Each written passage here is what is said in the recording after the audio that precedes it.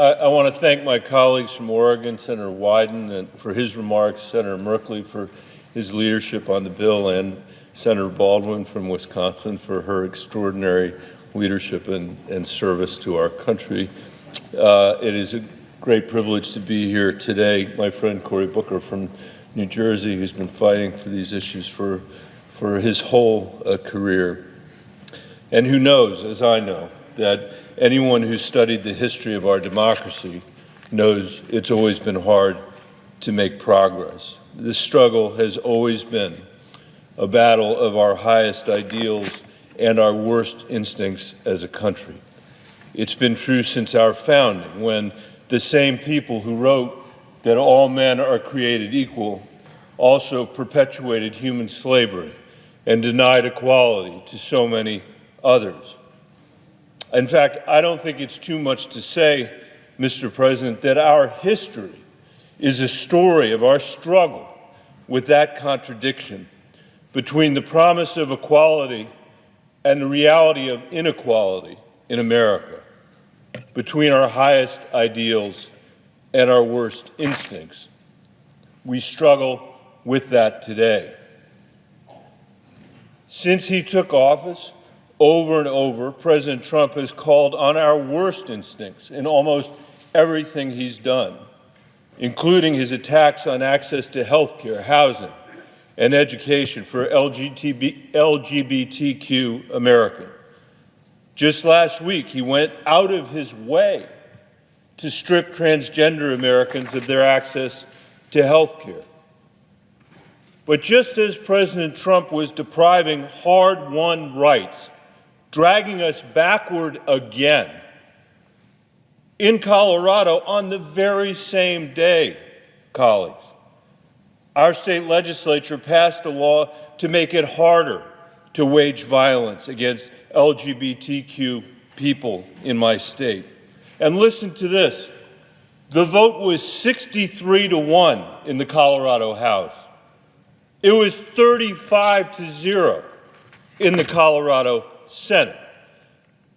Notwithstanding President Trump's anti-civil rights, anti-civil liberties agenda, in Colorado, a western state, a purple state, Republican and Democratic elected officials in their legislative season are fighting for our highest ideals and rejecting our worst instincts. In fact, my state passed our version of the Equality Act over a decade ago.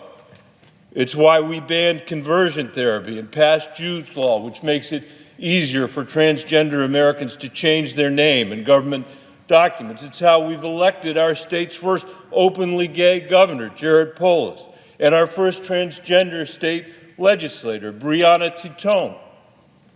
It's why we were one of the first states in America, I say to my colleague from New Jersey, to pass real accountability for police brutality with a bill led by Leslie Herod, Colorado's first LGBTQ state legislator of color. This week, we passed that bill 52-13 in the House and 32-2 in the Senate. It contains many of the same reforms that Senator Booker and Senator Harris are leading on here. So I'm here to tell you that more and more Colorado and the country understand what equality has come to mean in America, how to resolve some of these contradictions in the year 2020. And this week, even the United States Supreme Court seems to understand it.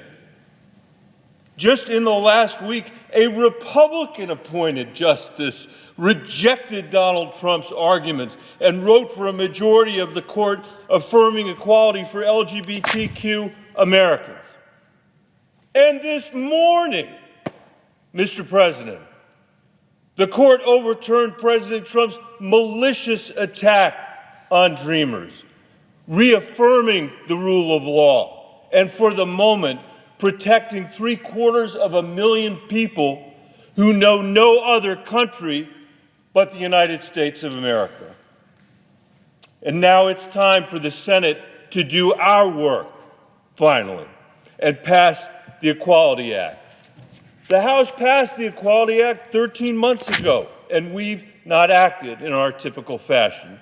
That's another 13 months when LGBTQ Americans could get married on a Sunday and fired on Monday.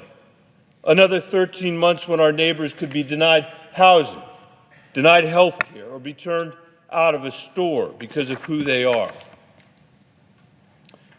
Mr. President, Americans understand that no good comes from hoarding freedoms and equality.